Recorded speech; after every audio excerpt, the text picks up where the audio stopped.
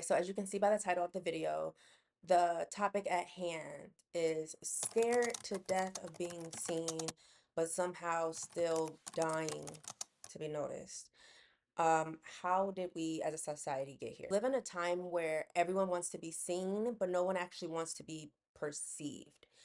We want the audience without the judgment, recognition without the criticism, the spotlight without the vulnerability that comes with actually standing in said spotlight. Like we're okay with being noticed, but not examined. And that contradiction is quietly shaping how we move through life today. Because success today doesn't just mean doing something meaningful like it used to. It means being watched while doing, being validated, getting shared, being followed, being acknowledged at scale, right? So somehow along the way, society has tied that success to visibility and our somehow has tied that visibility to self-worth. At that exact same time, though, we've never been more afraid of being seen, afraid of seeing the wrong thing, afraid of being judged, afraid of being misunderstood, afraid of being the next person that, was the laughing stock of social media, getting punched on, essentially. So it almost feels easier to shrink. We hesitate, we overthink, we second guess what we want to put out, and we end up deciding just to stay quiet, right? Not because we don't want the attention, but because we're kind of terrified of what comes with that. And it makes sense these days, but that's how we got here. Today, I wanted to talk about why that contradiction exists, how, spoiler alert, social media created it, and more importantly, how we can break out of it. Part one, This that damn phone. it's the phone. Social media cannot exist outside of comparison. Like it was literally built on it. The followers, likes, views, comments, shares, like every metric is a scoreboard. And whether we realize it or not, we're constantly measuring ourselves against everyone else. So not just their success, like you might not want to do exactly what they do, but maybe it's their confidence, the creativity, their audience, the courage for them to actually put themselves out there and be seen. And over time, that comparison starts to shape self-worth.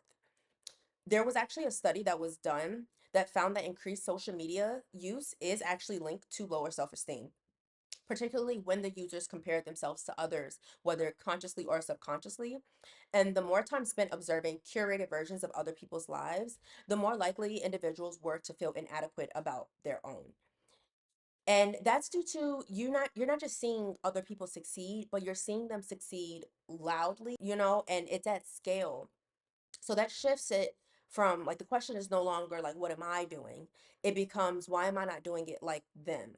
And that's where that fear, well, confusion and then fear comes from. Because being seen now means being compared. And being compared means risk feeling like you don't measure up. And that puts us in a really awkward space. You know what I mean? That's it, essentially between a rock and a hard place. Like how do you get past that? So that brings me to my next part two. The scale is much bigger now. There used to be a such thing as a hometown hero.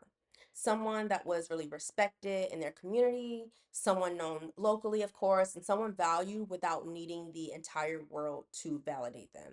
That's becoming more and more rare because now recognition feels incomplete unless it transfers to the cloud, online, unless it's posted, shared, unless it's visible online. If your popularity does not exist digitally, people will sometimes subconsciously maybe downplay it. People will choose to try to purposefully deny you of said influence that you have, right? And others simply won't support you, like outright won't support you unless they see others supporting you. So yeah, there used to be a thing as a hometown hero.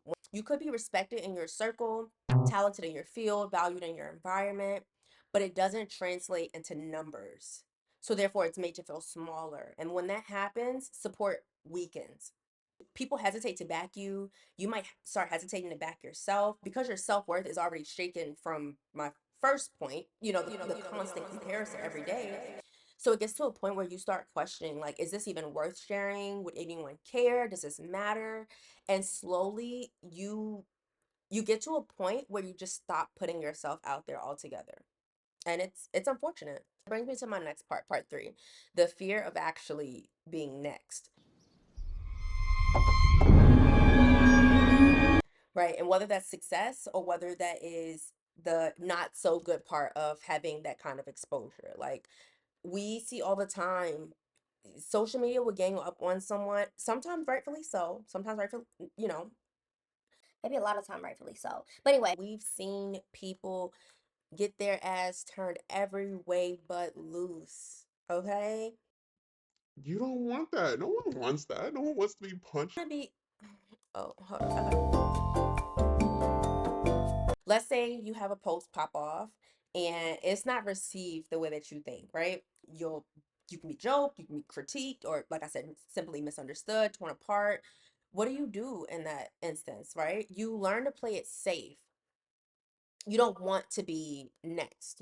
What it reminds me of, honestly, is like back in grade school, where before you actually learn how to stand up for yourself, like you might be dealing with bullies and you learn maybe the best way to go about dealing with a bully, especially if you see them like bullying other people, and like you don't want to be next, you know? So you learn, like you stay quiet. You kind of like tiptoe around said bully because you just don't want to be next. You just want to stay low. You don't want the you don't at one point at some point you don't even want the spotlight on you.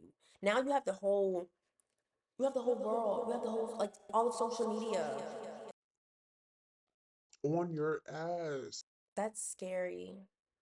Or your self-perception is already in such a fragile place. So yeah, the safest move feels like invisibility. So you don't share, not because you don't care, but because you care a little too much, maybe. Um, yeah, and it again, more proof as to how we are just scared of being we don't want to be perceived. We want it, but we don't, you know? So that actually brings me to part 4, which is how society has made an audience or attention, how social media has made attention the gold standard now. Attention is not social anymore, okay? It's economic. Social media monetized attention. Views are revenue for people. Followers turn into opportunity. Virality turns into careers nowadays. You know, attention became the new currency. And once that happened, being seen stopped being optional. It became a measure, an actual measure of success. So now people don't just want to create, they want to be watched creating. It's not just about expressing, but it's also the validation attached to, oh, I have the balls to express. And when attention becomes the gold standard, that makes being unnoticed feels like a failure at that point. So which makes people crave visibility while still fearing the perception of it. It's a mind fuck, you know? And that brings me to my 5th part. Now that we've actually like outlined all the factors as to how we came to be scared to death of being seen but somehow dying to be noticed, how do we overcome this? You have to stop measuring your worth against visibility. What we need to actually do is find what fulfills us, not what performs well, not what gets attention, not what's just, what's just trending, but what actually matters to you on your own. Once you cut the noise out and you figured out what means a lot to you, you need to, second step is to nurture it, right?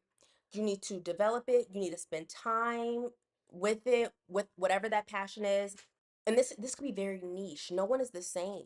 You know what I mean? No one is the same. So this is going to be a very niche thing that you're trying to figure out. And it won't just be one thing. You know, you could have multiple passions.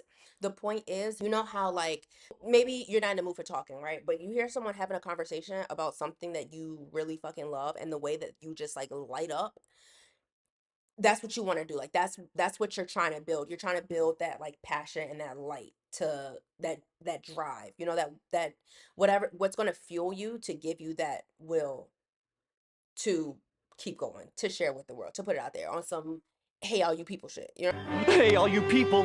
Hey, all you people. Hey, all you people, won't you listen to me? Word to SpongeBob. So, and you want to have so much passion around it, and you want to feel so like you want to feel so good in it that it makes you forget that you're being watched.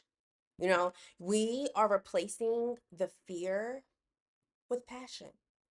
Okay. And once you have your passion and you can put it in a sentence, and let's say I want you, you need to get so good at it. You know, one thing that used to scare the fuck out of me, it might still scare me now. I haven't done one in a while.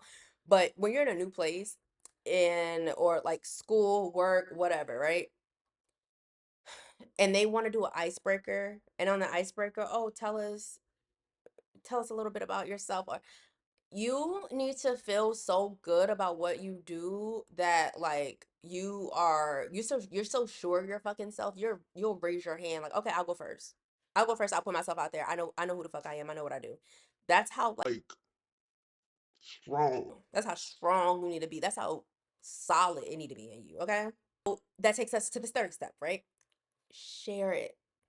Okay. Actually share it, but you have to be good. You have to learn, you have to teach yourself, train yourself to be good at sharing it without flinching, right? And when I say flinching, without the apologizing, without shrinking, without waiting for permission. Teach yourself that it's safe to care publicly about whatever you're passionate about. And that will help you understand and train yourself to realize, like, okay, it's okay to be seen. It's okay to be perceived. It's okay to be seen whether I'm trying this thing or mastered this thing. I love this thing so much. I'm so in love with this thing. I have so much passion surrounding this thing that I want to tell the fucking world. Like I said, hey, all you people, that's where you need to be. You're doing this because you want your belief in what you love to become stronger than your fear of judgment. No one else matters. No, what they say, I hear you, but I call the final shots. And this is what it is, you know? You need to make your own opinion the gold standard. We're taking the power out of the audience. We're taking the power out of the numbers. We're taking the power out of the attention. All the power is on you. Step into it, okay? This is not something that's going to happen overnight, right? It's not going to happen overnight. This is something that, just like anything else, practice makes perfect. You actually practice sharing it, you actually practice putting it out to the world. It's just a matter of continuing to do that. And it's like your garden will grow. Okay, your garden will grow. You will continue, how they say, I'm too busy watering my own grass, I don't even see other people's grass. Like, that's how that's how the passion is your fuel. Okay, the truth is it's keeping you in a place of being hidden. The irony behind all of this, again, is the things that get noticed are the things that aren't afraid to be seen. Not perfect, not polished, just honest. So maybe the goal isn't chasing attention, but the actual goal is to become more comfortable with visibility. Because once you stop fearing perception, you stop needing that outside validation. Therefore, when that happens, you're no longer scared of being seen. You're just finally being yourself. That's when people notice you the most, not because you chase the spotlight, but because you stopped running from it. And those are my thoughts. I am on this journey like everyone else in the world. I mean, that's all. Life is constantly a journey. If you're not living, if you're not working on the next thing, like you're not living. So, not how life is supposed to be lived anyway. So, perceive like it comes with the territory. Do you want the territory or not? If you don't want the territory, that's what you would get. That's what you would figure out in the first step. Okay, that's actually not important to me. I don't need that. I actually hate that. Cool. So what do you like? What do you love? You know? And yeah, if you've stuck this far through the video, I just want to say thank you so much for watching. I hope you guys have a beautiful and blessed day. And yeah, we got this.